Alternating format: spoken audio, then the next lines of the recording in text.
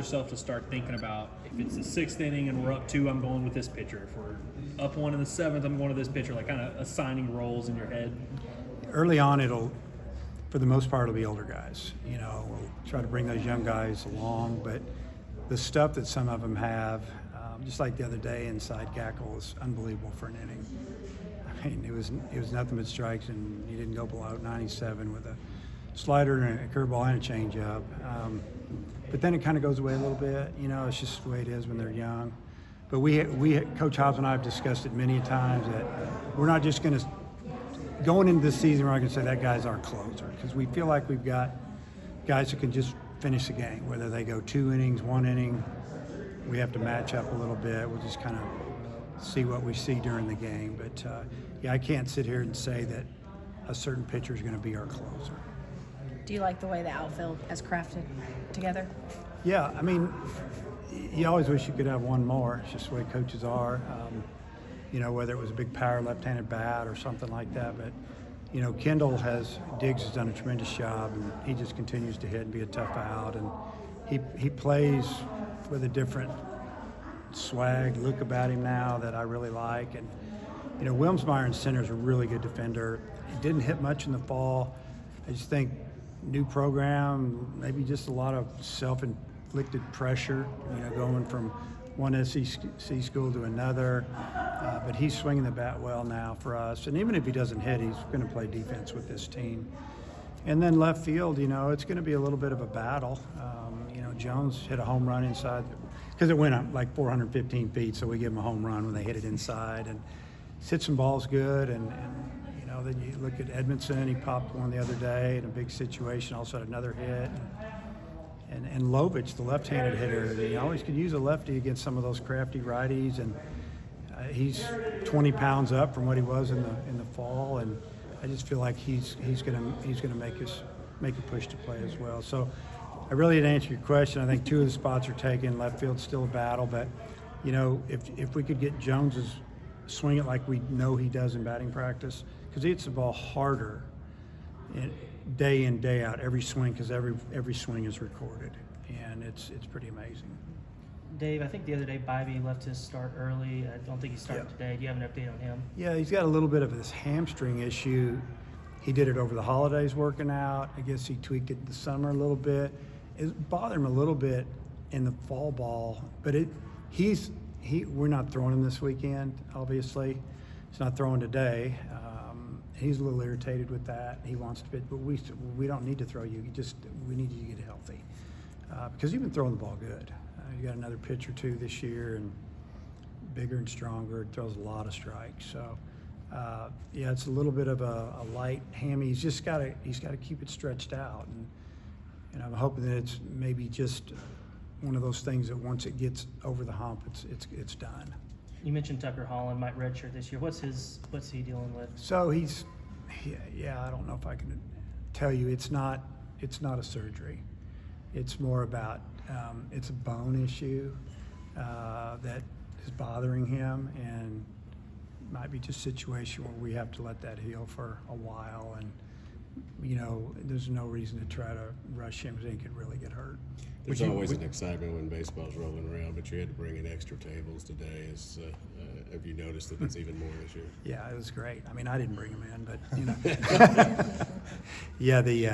it was pretty cool to see this many people come out. It was a nice day.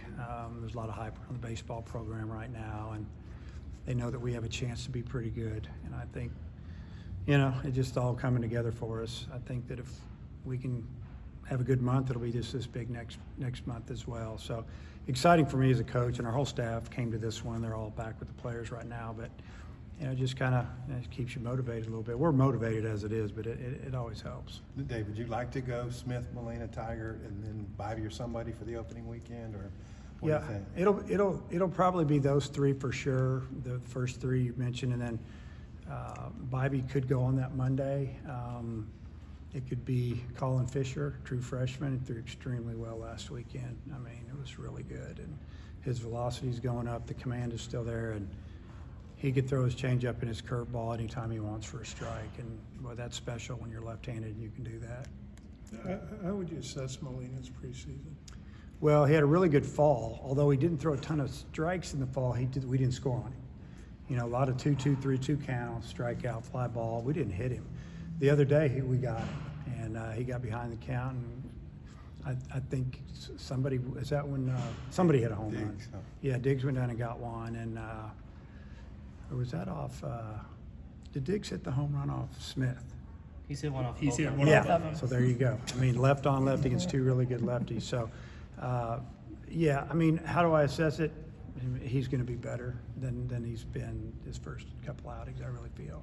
You mentioned that was the first day you did the starting lineup, kind of loaded up on one side. How good was it to see them get after a pitcher that you know is good Yeah. and get someone that y'all hadn't really hit before? Yeah, they fought him. I mean, even the outs were hard. They were tough outs. He had to fight to get him out. Pitch count was getting up, and I commented about it after the scrimmage. Both teams really did a good job of, you had Molina going against Smith, and you had both teams make 2 quick outs. And then the third out, they had to fight. They both won through 20 pitches, 1 through 18, and they both had 2 outs under 5 pitches. So our hitters did a good job, and that's how you win on a Friday night. You get that starter's pitch count up. You get to that bullpen, the other team coach started getting a little nervous, thinking, I still got 2 more games to play. We're gonna, you have to do a lot of thinking when your starter's pitch count gets up on game 1 of a series. Speaking of the bullpen, what does yours look like at the back end now? Well, kind of answered it earlier. We're not going to just, designate a closer or announce a closer. We're going to use probably 3 or 4 guys and just let them go. I mean, if you put McIntyre in the 7th, he may probably be better in the 8th and the 9th. You could do that with Gage Wood as well.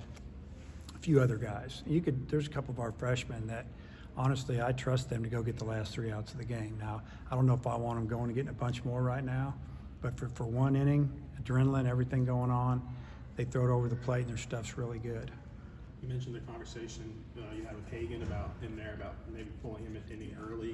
What was his kind of reaction to that? How difficult is that for you? He just kind of looked at me funny. Hagan is a great teammate, and he's never going to say much. He's going to, I know what he's thinking when it happens, because it's going to happen. If we got a 6-run lead in the 6th, and he's up to 85 pitches, he doesn't need to go 105. He doesn't, these are the things that, and a lot of times I tell Coach House, we need to get him. Because, a pitch coach, just let him go back. But now's important, but later's more important. So if we can save an inning here and there, it might help us down the road. You've From done your that seat. with a lot of good pitchers in the past. Do you ever say, hey, why don't you call Hagan and explain to him why you're in the big leagues now, or you're in AAA or whatever, why this is good? Yeah, I mean, that'd be something if we had him fighting us, but he's not going to fight us on it. He gets it. I mean, he's been in all the roles. He's been a middle reliever. He's been a closer. He's been a starter. He's grown up, from those experiences as far as knowing I don't need to go out in the first inning and throw every pitch 99 miles an hour. I need to be able to pitch at 95, 97, and we'd rather have him go 93, 97 when he needs it in the 5th. And so you have to hold some back, and he has to pitch, use his changeup and his cutter, and he's learning to do that, and he knows for him to be a starter here and at the next level, he's got to go out there and show people that. From your seat, how have you seen the chemistry continue to develop with Stovall and Aloy?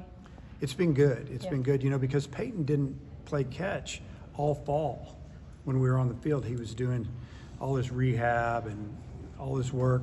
So when we came back first day of practice, Aloy was playing catch with like Jared Sprague-Lott, who's his roommate. Well, he's more of a third baseman. And so I went up to Peyton and I said, hey, you're going to play catch with that guy? And then I went, and he goes, yeah. And then Aloy, I said, you're going to play catch. And so now that's his throwing partner.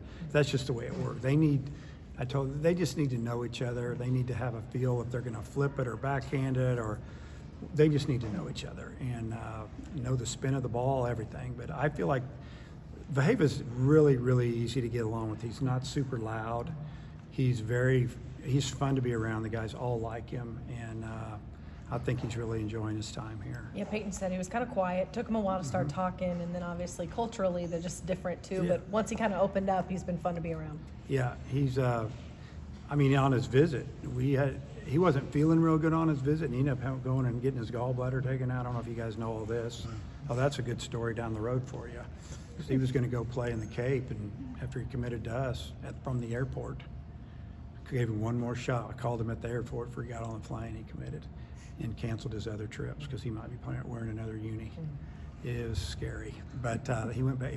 He'd been having problems. He played with stomach issues all spring last year, and they took his gallbladder out.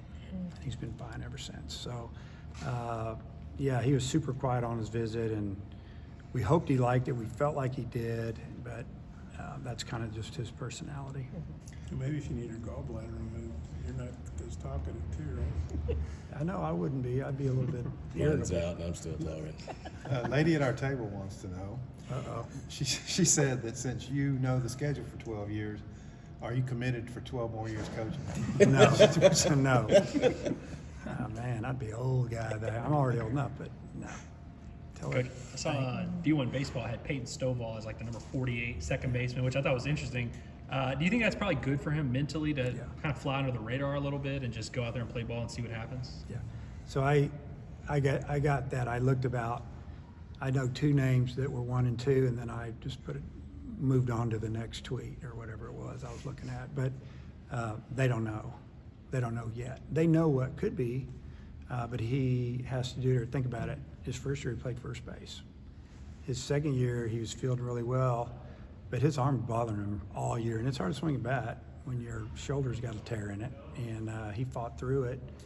It's a different swing now. It's different, and yeah, I'm sure he's on a mission. Let's just put it that way. He was below Ethan Bates, which I thought was pretty funny. Yeah, I love Ethan, but anyway. Dave, I know it's a couple years away, but I think the SEC tournament format for the incoming years when it goes to 16 teams was announced. Just what are your thoughts on that format? Yeah, it starts in 25, and my thoughts, so we only had so many options. So when we broke down the option, that was the option that I preferred. I think what it does, it gives the teams that did well during the league, the grind, a chance to get a bye or two. Now, I'm not in love with single elimination, but if you finish in the top 4, you get 2 days off. You finish in the top maybe 5, 6, 7, 8, you get 1 day off, something like that. And the way you look at it is, okay, I would hate to be the number 1 seed having to play a 16, and they didn't throw the race on the weekend because they knew they have to win the tournament. This makes more sense. You can line your pitching back up. And if you finish way down, and hopefully it doesn't happen to us, then you should have to win some games there to get in. And but at least you still get to go to the tournament. You get to work out a little bit.